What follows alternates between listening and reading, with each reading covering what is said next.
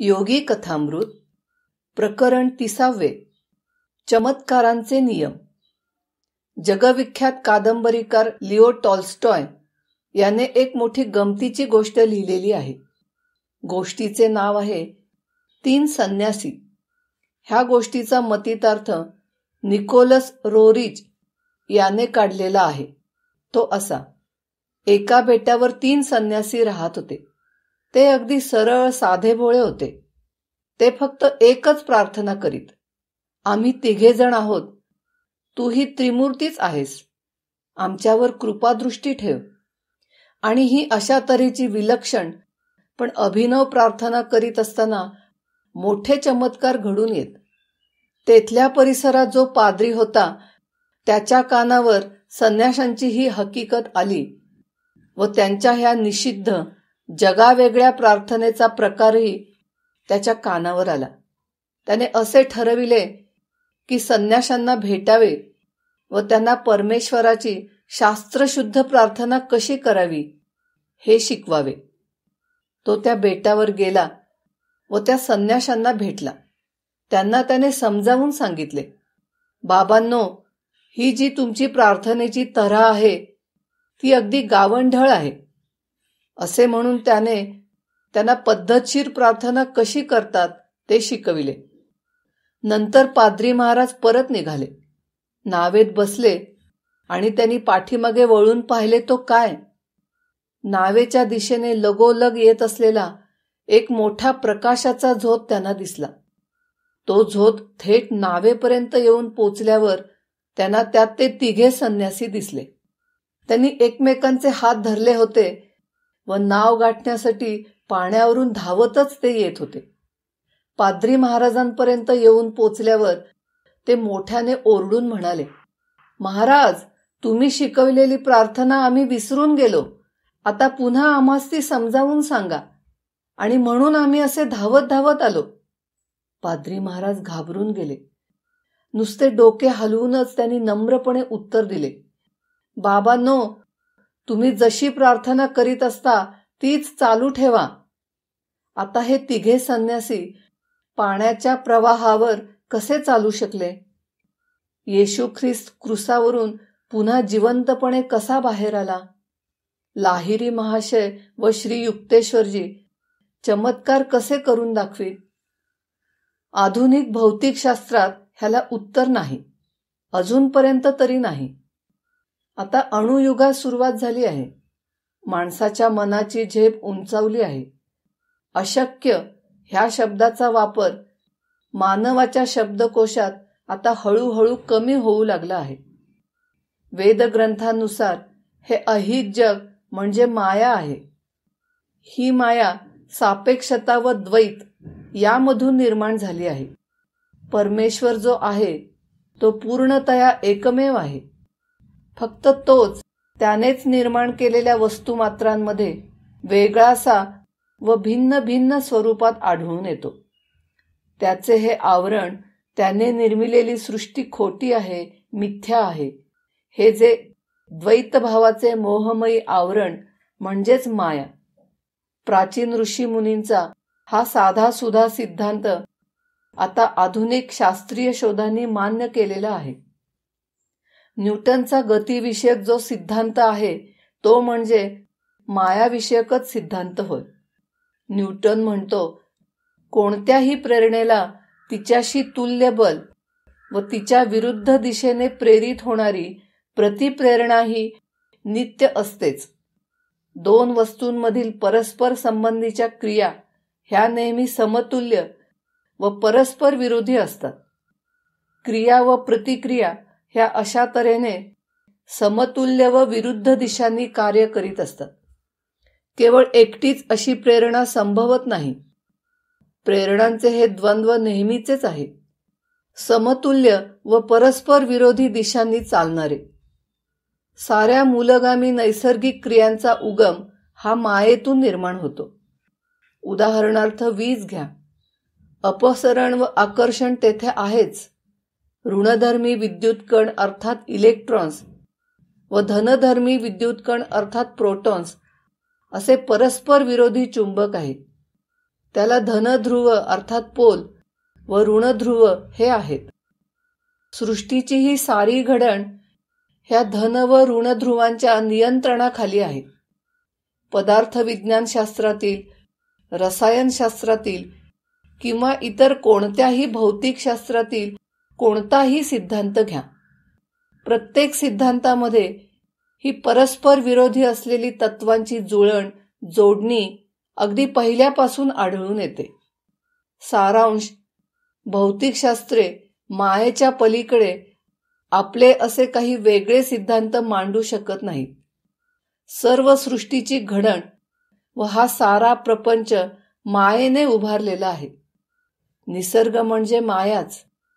भौतिकशास्त्रांना ही मायेची गुंतवण पत्करूनच पुढे मार्ग काढावा लागतो. निसर्गाचे अधिराज्य आपल्या परीने अपार व शाश्वत आहे.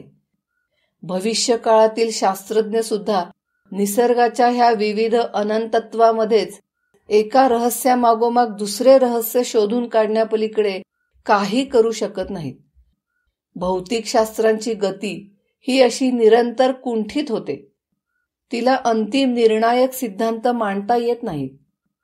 अगोदरच अस्तित्वात असलेल्या व कार्य करीत असलेल्या विश्वाचे नियम ही शास्त्रे शोधून काढू शकतील, पण ह्या अखिल विश्वाचा कर्ता व एकमेव नियंता कोण आहे हे शोधून काढण्याची त्यांची ताकद नाही. गुरुत्वाकर्षण व विद्युत यांचे हे भव्य विराट स्वरूपी सामर्थ्य आता समजून चुकले आहे, पण गुरुत्वाकर्षण व विद्युत यांचे वास्तविक स्वरूप काय आहे याचा कोणालाही अद्याप पत्ता लागलेला नाही. अशा ह्या मायेचा पगडा दूर सारण्याचे महाकठीण कर्म मनुष्य जातीवर हजारो वर्षांपूर्वी होऊन गेलेल्या ऋषीमुनींनी, द्रष्ट्यांनी टाकून दिलेले आहे. सृष्टीमधील द्वैतभावाच्या पलीकडे जाऊन विधात्याच्या अद्वैत स्वरूपाची ओळख करून घेणे हे मनुष्याचे सर्वोच्च ध्येय मानले गेलेले आहे. जे मायेच्या मोहात गुंतून पडतात त्यांना ही विरोधी द्वंद्वाची जाचणूक सहन करावी लागते. ही अगदी अपरिहार्य आहे. भरती आणि ओहोटी, उदय आणि अस्त, दिवस आणि रात्र, सुख आणि दुःख, चांगले आणि वाईट, जन्म आणि मरण.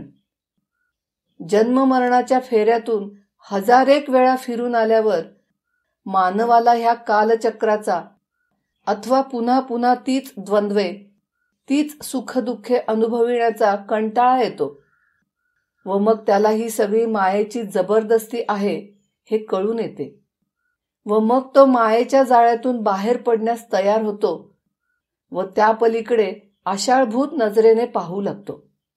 मायेचा पडदा बाजूला सारणे म्हणजे ह्या विश्वनिर्मितीचे गूढ उकलणे होय. विश्वाचे असे हे स्वरूप जो उघडे करतो तोच खरा एकेश्वरवादी. बाकीचे सगळे अधार्मिक मूर्तीपूजक. जोपर्यंत मनुष्य हा ह्या द्वैतमयी मायेच्या मोहात गुरफटून राहत आहे तोपर्यंत त्याचे दैवत म्हणजे ही अक्राळ विक्राळ माया, त्याला खऱ्या एकमेव परमेश्वराची ओळख होणे शक्य नाही. ही विश्वमोहिनी माया माणसाच्या मनात अविद्या निर्माण करते. शब्दशः अविद्या म्हणजे ज्ञानाचा अभाव, अज्ञान, भ्रम. माया किंवा अविद्या यांचा नाश बौद्धिक युक्तिवादाने किंवा शाब्दिक पृथक्करणाने होऊ शकत नाही. फक्त निर्विकल्प समाधी साध्य केल्यावरच हा मायामोह नष्ट होतो. जुन्या करारातील प्रेषित व निरनिराळ्या देशात व युगात होऊन गेलेल्या द्रष्ट्यांनी मनाच्या ह्याच अवस्थेतून, तुर्यावस्थेतून ही गोष्ट जगाला स्पष्ट करून सांगितली आहे. इझिकेलने म्हटलेले आहे, त्यानंतर त्याने मला एका दरवाजापाशी आणले.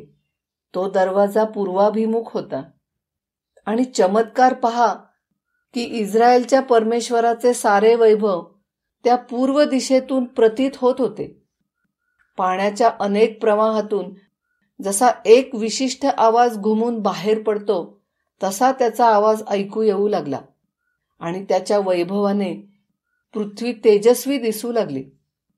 कपाळामध्ये मधोमध पूर्वस्थित असलेल्या दिव्य नेत्रातून योग्यास सर्व व्यापकतेची जाणीव होते आणि पाण्याच्या अनेक प्रवाहातून एकवटलेला असा एक आवाज म्हणजे ओम हा शब्द त्यास ऐकू येऊ लागतो. प्रकाशाच्या झोतामधून ही दृष्टिगोचर सृष्टी निर्माण झाली. विश्वाच्या कोट्यावधी रहस्यांमध्ये सर्वात गूढ रहस्य म्हणजे प्रकाश लहरी.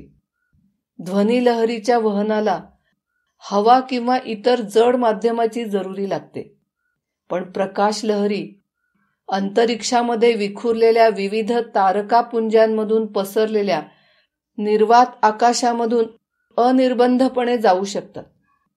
आंदोलन सिद्धांताच्या भूमिकेत निरनिराळ्या ग्रहांच्या सभोवार प्रकाश लहरींच्या संचाराचे वहनाचे माध्यम इथर म्हणून मानले जाते. पण आइन्स्टाईनच्या म्हणण्याप्रमाणे इथर म्हणून काही माध्यम मानण्याची जरुरी नाही. त्याच्या मते अंतरिक्षातील आकाशाबाबत भूमितीदृष्ट्या विचार करता असे माध्यम मानण्याची आवश्यकता राहत नाही. दोन्ही विचार भूमिकातून पाहता प्रकाश लहरी अगदी सूक्ष्मतम व कोणत्याही जड व नैसर्गिक पदार्थावर अवलंबून नसणाऱ्या अशा आहेत. आइन्स्टाईनच्या अजस्र विचारसरणीनुसार प्रकाश लहरीचा हा जो प्रचंड वेग आहे, म्हणजे दर सेकंदाला 1,86,300 मैल, ह्याने सापेक्षता सिद्धांतावर फार मोठा परिणाम घडवून आणलेला आहे.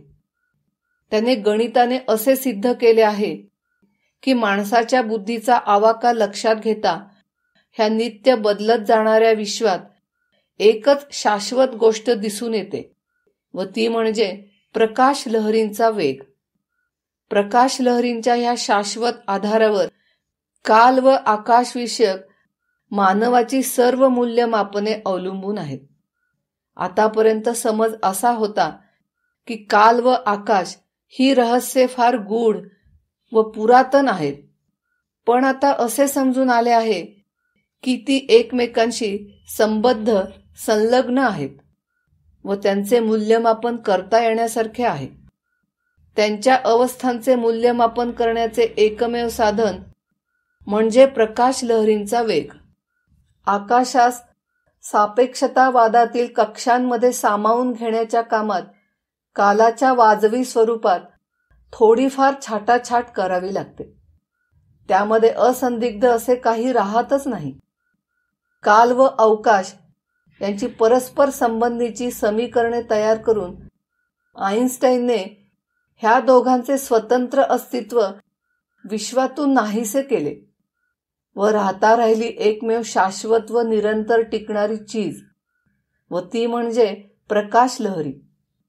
ह्या विख्यात शास्त्रज्ञाने पुढे सापेक्षतावादाचा सिद्धांत अधिक विकसित व व्यापक करून एक नवीन युनिफाईड फील्ड थिअरी पुढे मांडली.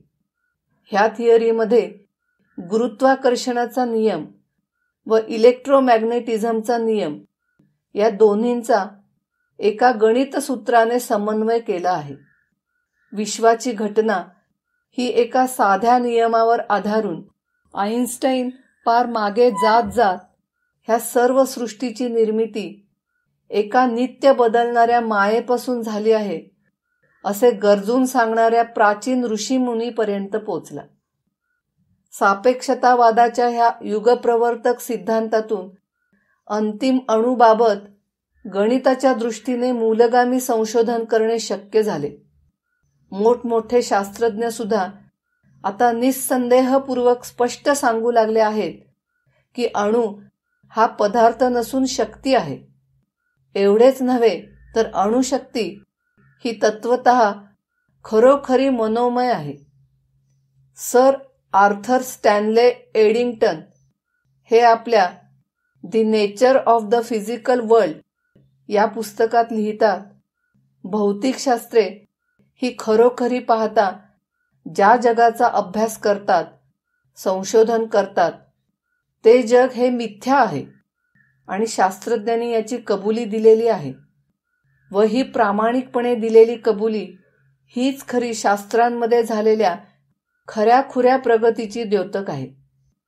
पदार्थविज्ञानशास्त्राच्या भाषेत सांगावयाचे म्हणजे हा सारा प्रपंच म्हणजे एक छायांचे फार मोठे नाटक आहे. ह्या छाया सदैव अस्थिर असतात, कमी जास्त होतात. म्हणजे माझी ही हातरूपी छाया टेबलरूपी छायेवर पडली आहे आणि कागदरूपी छायेवर शाईची छाया पडली आहे असेच म्हणावयास पाहिजे. हे सारे जग केवळ चिन्हात्मक आहे. म्हणून पदार्थ विज्ञान शास्त्रज्ञ चिन्हात्मक वस्तूंचा विचार करण्याचे सोडून देतो. नंतर रासायनिक मन पुढे येते. ते मन चिन्हांचे परिवर्तन करते. सारांश इतकाच की हे सारे जग केवळ आभास आहे, मनोमय आहे. अलीकडे एक इलेक्ट्रॉन सूक्ष्मदर्शक यंत्र निघाले आहे. त्यातून बारकाईने पाहिले असता अणु परमाणु यांचे अंतिम स्वरूप प्रकाश लहरींचेच असून निसर्गामध्ये सर्वत्र परस्पर विरोधी द्वंद्व, द्वैतभाव भरून राहिलेला आहे. ही गोष्ट निखालसपणे प्रचितीस येते. American association for the advancement of science या संस्थेच्या एका अधिवेशनापुढे 1937 साली इलेक्ट्रॉन सूक्ष्मदर्शक यंत्राचे प्रात्यक्षिक झाले. त्याचा न्यूयॉर्क टाइम्स या पत्राने वृत्तांत दिला होता. तो खालीलप्रमाणे: टंगस्टन या धातूची स्फटिकाकृती परमाणु रचना आतापर्यंत क्ष किरणांच्या साहाय्याने अप्रत्यक्षपणे का होईना थोडीफार ध्यानात येत होती. पण आता ती एका विशिष्ट पडद्यावर चांगली स्पष्ट दिसून आली. पडदा आजकालच्या ट्यूबलाईटच्या काचेप्रमाणे दिसणाऱ्या फ्ल्युरोसंट पदार्थाचा बनविलेला असतो. अशा पडद्यावर जी आकृती दिसते तिच्यामध्ये 9 परमाणु असून त्यांची परस्परापासूनची अंतरे ठरलेली असतात. एक घनाकृती आणि तिच्या प्रत्येक कोपऱ्यात एक एक परमाणु व केंद्रस्थानी एक अशी ही परमाणूंची रचना त्या आकृतीत आढळून येते. टंगस्टन धातूच्या ह्या स्फटिकाच्या चौकटीतील परमाणु ह्या फ्लोरेसंट पडद्यावर ज्योतीचे किंवा प्रकाशाच्या पुंजक्यासारखे एखाद्या भूमितीमधील आकृतीसारखे आढळून येतात. अशा ह्या प्रकाशमय स्फटिक घनाकृतीमध्ये मोकळ्या जागेत हवेचे अणू इतस्ततः धक्के मारीत असताना दिसून येतात. त्यांचे हे इतस्ततः संचलन म्हणजे ज्योतिबिंदूंचा जणू नाच. सूर्याचा प्रकाश पाण्यावर पडावा व ते पाणी हलावे म्हणजे जसा सूर्याचा प्रकाश फाटल्यासारखा दिसावा, त्याचे तुकडे तुकडे झालेले दिसावे तसा.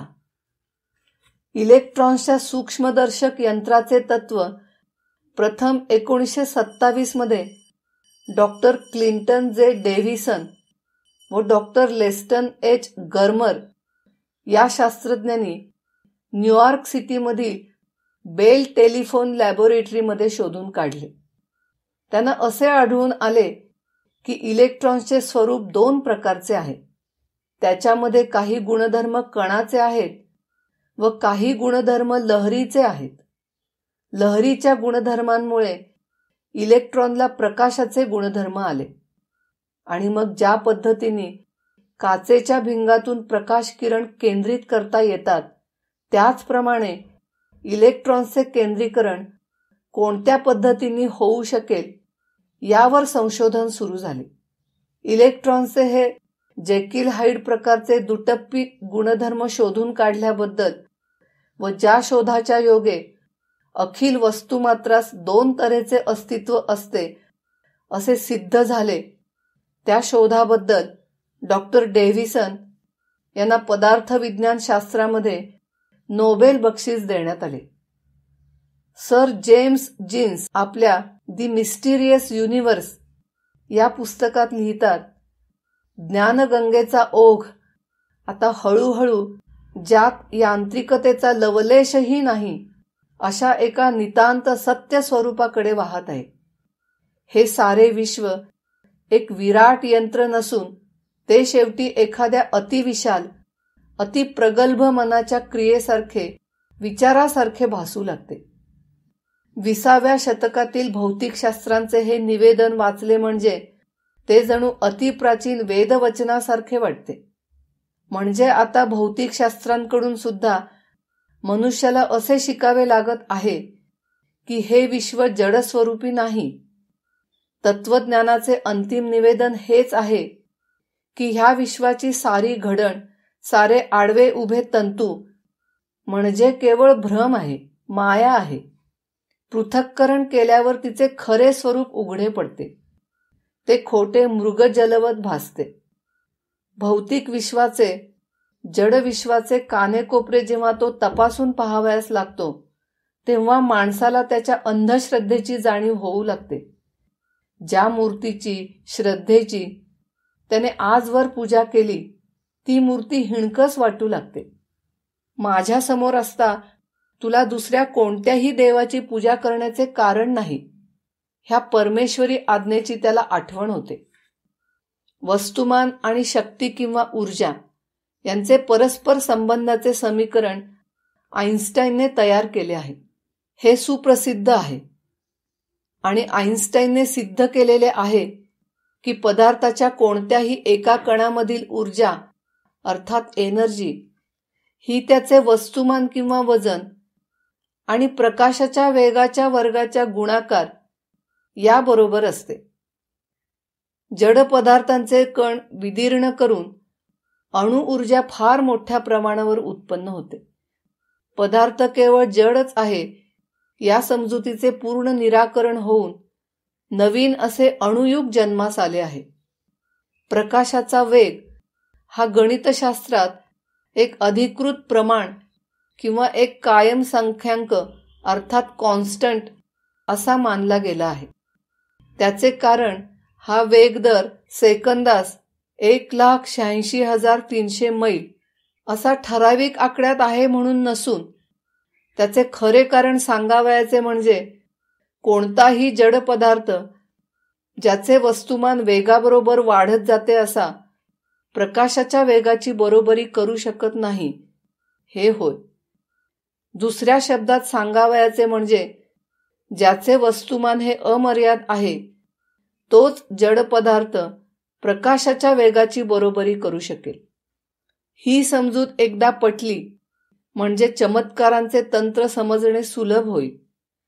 जे सिद्धयोगी आपले शरीर व इतर जड पदार्थ प्रकट करू शकतात किंवा अंतर्धान करू शकतात, दिसेनासे करू शकतात आणि जे प्रकाशाच्या महान वेगाने गतिमान होऊ शकतात आणि जे सृष्टी निर्माण करणारे असे हे प्रकाश किरण क्षणार्धात दृश्य व जड स्वरूपात उतरवू आणू शकतात, ते ह्या नियमाचाच अवलंब करतात. त्यांचे वस्तुमान अमर्याद बनते. जो योगी पूर्ण अवस्थेला पोचलेला आहे तो आपली जाणीव, संवेदन क्षमता स्थूल शरीराशीच फक्त निगडीत बद्ध करून ठेवीत नाही, तो ती थेट विश्वापर्यंत पोचवितो आणि हे अचाट कृत्य तो अगदी सहजपणे काही एक कष्ट न घेता करू शकतो. गुरुत्वाकर्षणास न्यूटन प्रेरणा हे नाव देवो, आइन्स्टाईन त्याला जडत्वाचे दृश्य स्वरूप असे नवीन नाव देवो, ते योग्याला वजनबद्ध करू शकत नाहीत. त्याला पृथ्वीकडे खेचू ओढू शकत नाहीत. गुरुत्वाकर्षणाचे हे वैशिष्ट्य योग्याच्या बाबतीत अपवाद करते. जो स्वतःला सर्वव्यापी ब्रह्मस्वरूप समजतो त्याला जड पदार्थांचे आकाश व कालविषयक भौतिकशास्त्रांचे नियम लागू होत नाहीत. जसा एखाद्या द्रव पदार्थात विद्राव्य पदार्थ संपूर्णपणे विरघळून जातो त्याप्रमाणे योगी अखिल ब्रह्मांडात एकरस होऊन जातो. परमात्म स्वरूपाची अवस्था त्यास प्राप्त होते. विश्व निर्माण करण्याच्या प्रारंभी ते त्यासाठी आवश्यक असा जो प्रकाश तो पडो असे पहिले आवाहन, पहिली आज्ञा परमेश्वराने केली. प्रकाश पडो आणि प्रकाश पडला. जडत्व ज्याच्या ठिकाणी बिलकुल नाही असे जे हे माध्यम, जो प्रकाश, त्याच्या शलाकांवर परमेश्वराने ही आपली विविध व्यक्त व जड स्वरूपे निर्माण केली, दाखवली. प्रत्येक युगात होऊन गेलेल्या संत महात्म्यांनी परमेश्वराचे पहिले दर्शन म्हणजे ज्योत व प्रकाश असेच निश्चयपूर्वक सांगितलेले आहे. सेंट जॉन सांगतो, त्याचे डोळे म्हणजे एक अग्नीची ज्योत, त्याची मुद्रा म्हणजे प्रत्यक्ष सूर्य, दैदिप्यमान सूर्य. ध्यानात पूर्णता मिळवून योगी पुरुषाने आपली जाणीव, आपली संवेदन क्षमता, आपली प्रज्ञा परमेश्वराच्या ठायी विलीन केलेली असते व त्यामुळे त्याला सर्व ब्रह्मांडाचे मूलतत्व म्हणजे प्रकाश हे समजून चुकलेले असते. त्याच्या दृष्टीने पाणी उत्पन्न करणारे प्रकाश किरण व दगड उत्पन्न करणारे प्रकाश किरण यात काही फरक नाही. जडदेहाच्या जाणीवेपासून मुक्त होऊन अवकाशासह तिन्ही अक्षांच्या पलीकडे जाऊन व चौथा अक्ष जो काल त्यालाही मागे सारून योगी आपले ज्योतिर्मय प्रकाशमय शरीर पृथ्वी, पाणी, अग्नी आणि हवा ह्यांच्या प्रकाश किरणांवरून अगदी सहजपणे फिरवू शकतो. आणि जर तुला फक्त एकाच डोळ्याने दिसणे शक्य झाले तर तुझे सारे शरीर प्रकाशमय होईल. जीवनमुक्ती साध्य करून देणाऱ्या तिसऱ्या डोळ्यावर, तृतीय नेत्रावर दीर्घ धारणा केल्याने योग्यास जडसृष्टीचा आभास, तिचे अस्तित्व, जड पदार्थास खेचून धरणारे गुरुत्वाकर्षण हे सर्व नाहीसे करता येते. परमेश्वराने प्रथम जशी सृष्टी निर्माण केली त्या अवस्थेत त्याला ती दिसू शकते. एक अविभिन्न प्रकाशाचा प्रचंड लोळ. हार्वर्डचे डॉक्टर L.T. ट्रोलँड आपल्यास सांगतात की प्रकाशाने निर्माण केलेली प्रतिबिंबे आपल्या साध्या हाफ टोन कोरण्यांच्या तत्वावरच झालेली असतात. म्हणजे ही प्रतिबिंबे अगदी बारीक ठिपक्यांची बनलेली असतात. ते ठिपके इतके सूक्ष्म असतात की साध्या डोळ्यांना ते दिसत नाहीत.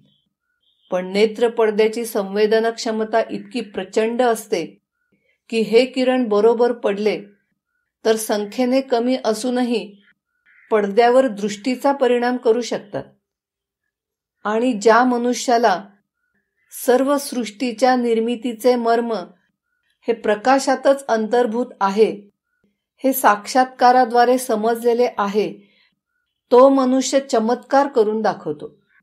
योगी पुरुषास प्रकाशाचे हे दिव्य ज्ञान माहीत झालेले असते व ह्या ज्ञानाच्या बळावर तो अदृश्य असे प्रकाशांच्या किरणांचे पुंजके व्यक्त व दृश्य स्वरूपात आणू शकतो, स्थूल करू शकतो.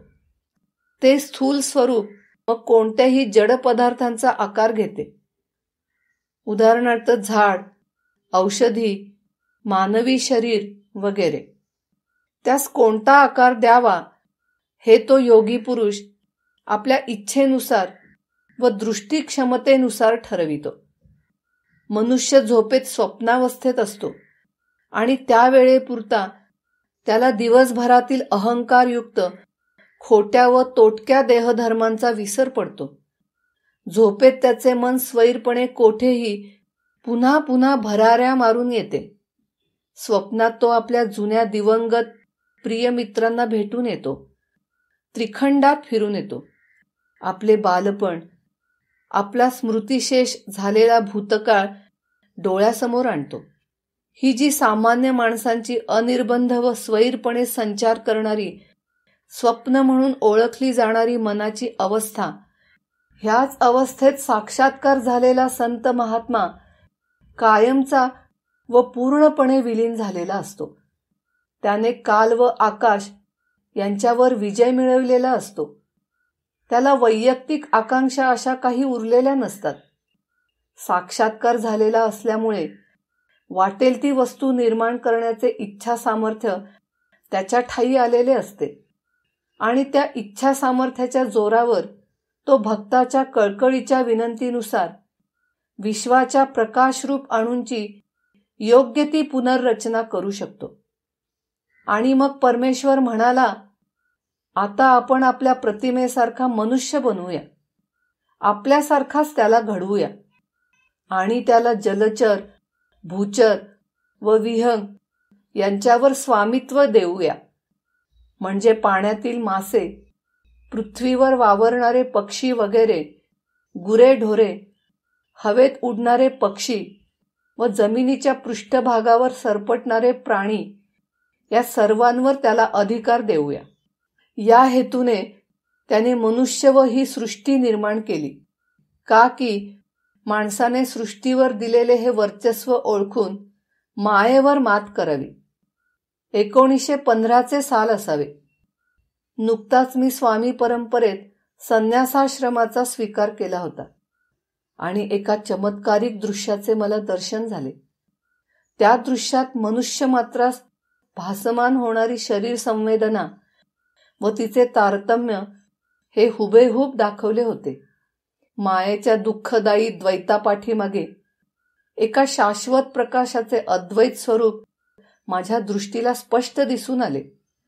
ते दृश्य माझ्यावर वरतून उतरू लागले. त्यावेळी मी वडिलांच्या गुरपार रोडवरील घरात एका लहानशा पोटमाळेवजा खोलीत सकाळचा बसलो होतो. पहिल्या महायुद्धाची त्यावेळी बरेच महिने धुमश्चक्री चालू होती. नित्य असंख्य माणसे मृत्युमुखी पडत त्याचे मला फार वाईट वाटे. मी ध्यान करू लागलो व डोळे मिटले. माझ्या डोळ्यांसमोर एकदम एक युद्धनौका दिसू लागली.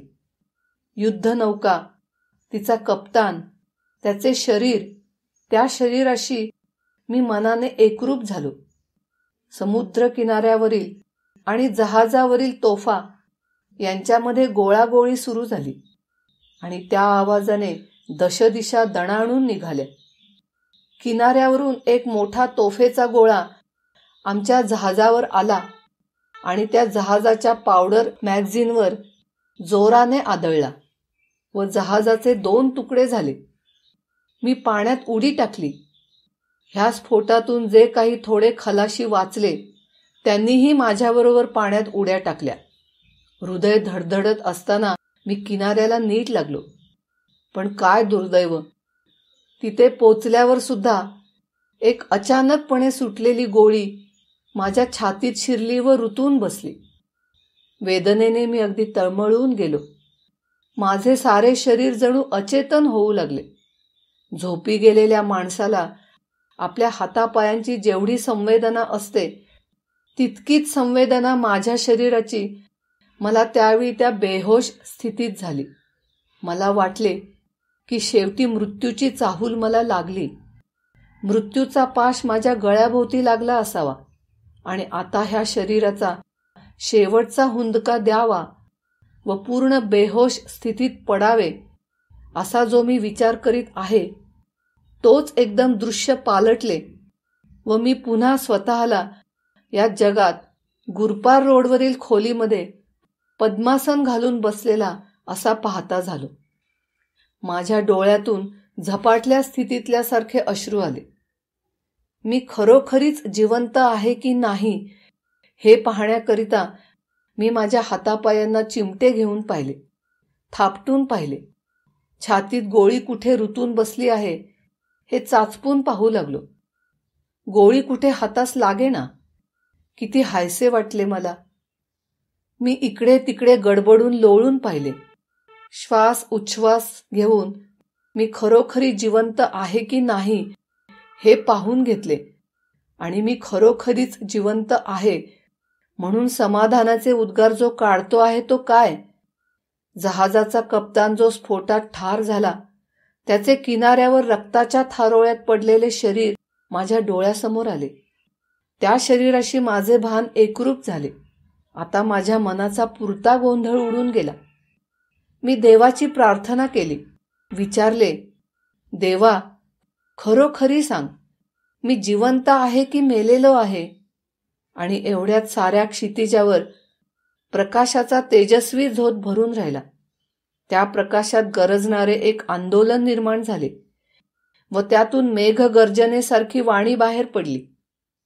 जीवन व मरण याचा प्रकाशाशी काय संबंध आहे? माझ्याच प्रकाशाची प्रतिमा तुझ्यामध्ये ओतून मी तुला निर्माण केले.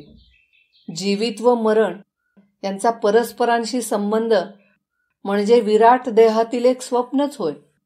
स्वप्नविरहित असे तुझे अस्तित्व तू जाण. उठ माझ्या वत्सा, उठ. मनुष्य झोपेतून जसा पायरी पायरीने जागा होतो, त्याच पद्धतीने परमेश्वर शास्त्रज्ञांना ह्या सृष्टीची रहस्ये योग्य वेळी व स्थळी उकलण्यासाठी प्रवृत्त करतो.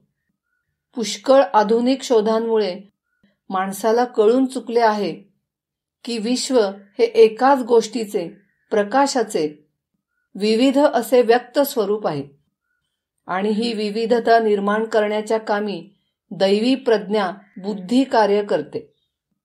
हल्लीचे निरनिराळे आश्चर्यकारक शोध, उदाहरणार्थ रेडिओ, टेलिव्हिजन, रडार, सर्व निरीक्षक विद्युत नेत्र अशी फोटो इलेक्ट्रिक सेल, ह्या सर्वांचे तत्व प्रकाश लहरींच्या विद्युत चुंबकीकरणावर आधारलेले आहे. चलचित्रकला कोणताही चमत्कार दाखवू शकेल.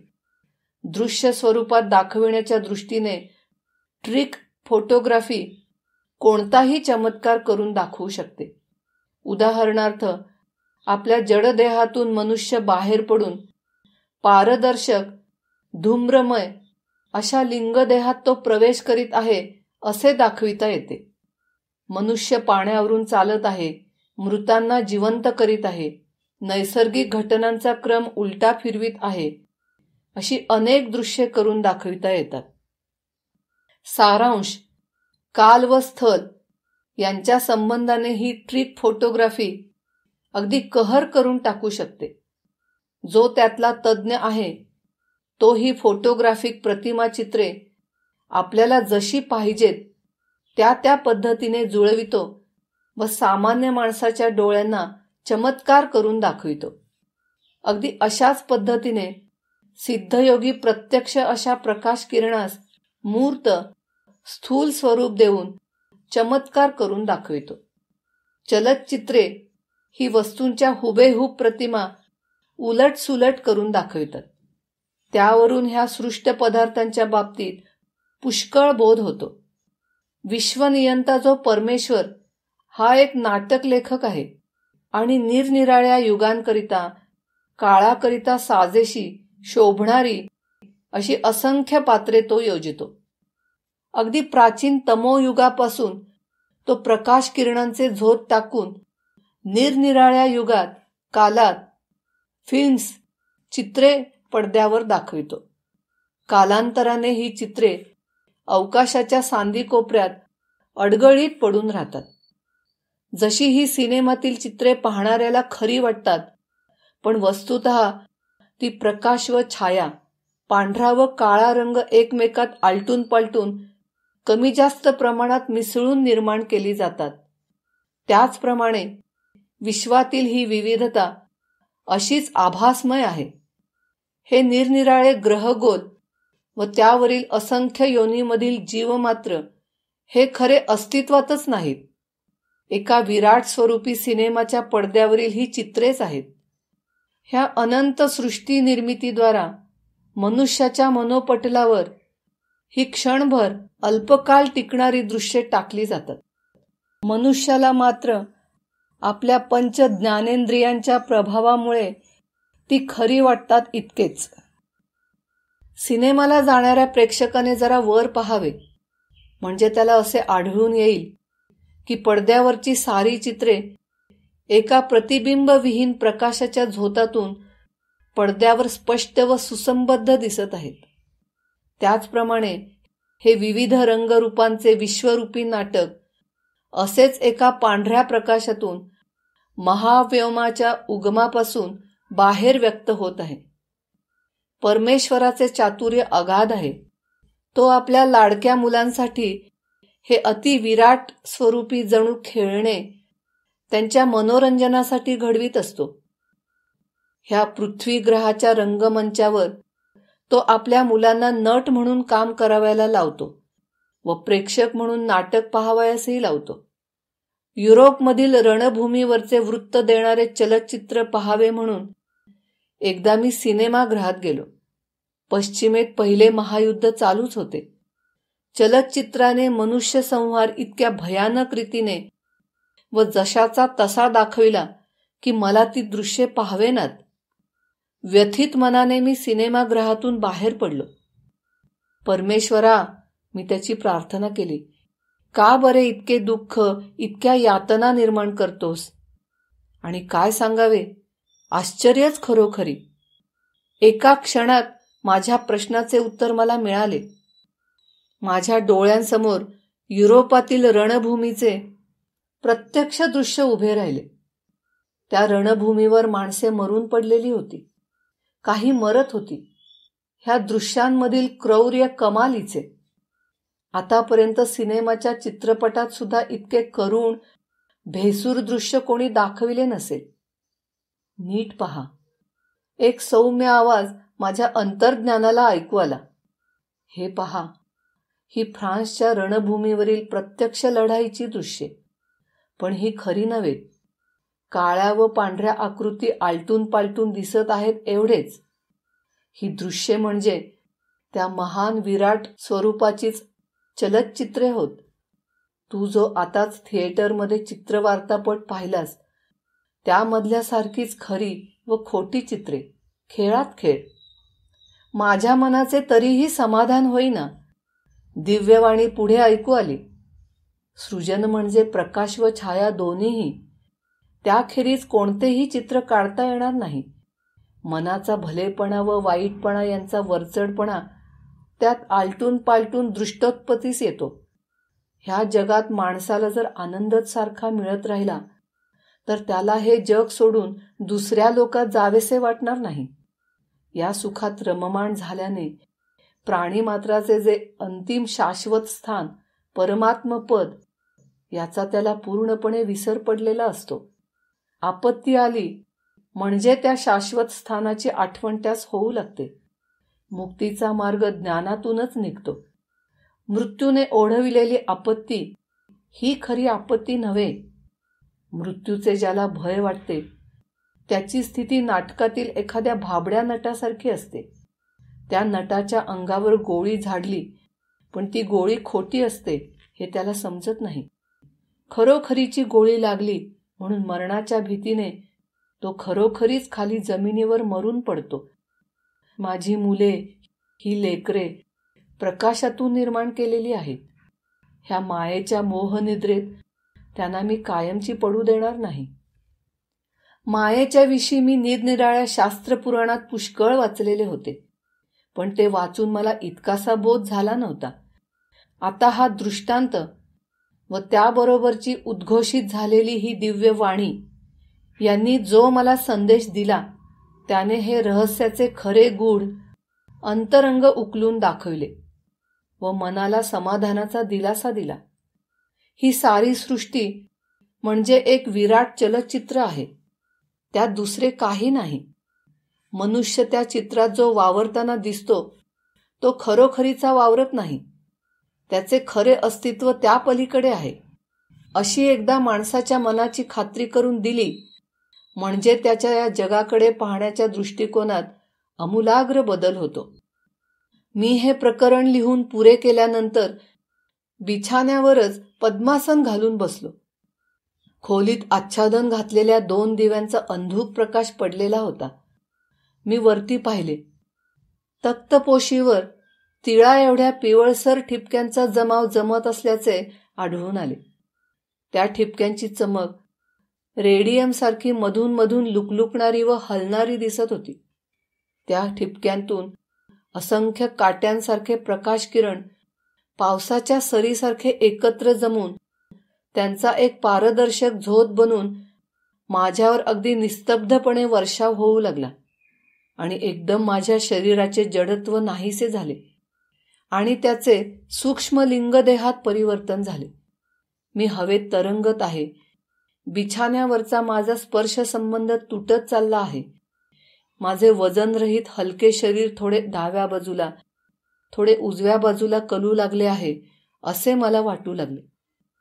मी खोलीत सभोवार पाहिले.